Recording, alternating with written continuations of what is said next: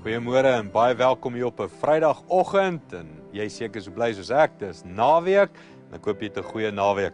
Ons is hier besig in Spreuke 10 en ek wil vir jou lees vers 19 en vers 20. Meer woorde bring nie minder sonde nie.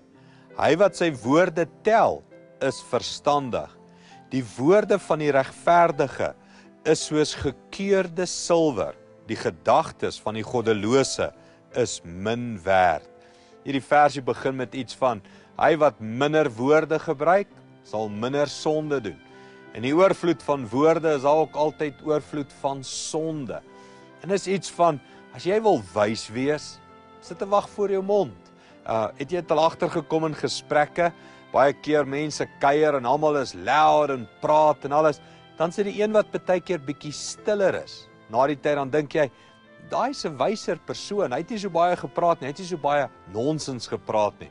Dit is baie eenvoudig, al wat ek en jy moet doen is bietjie minder praat. Dan kom ons net bietjie verstandiger voor.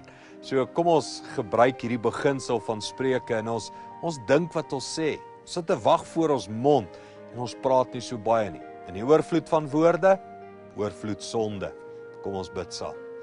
Hemelse Vader, help ons om minder te praat, minder ons saak te wil stel en net meer te luister. Dankie daarvoor, Here, in Jesus naam. Amen. Goed gaan, sien jou weer môre.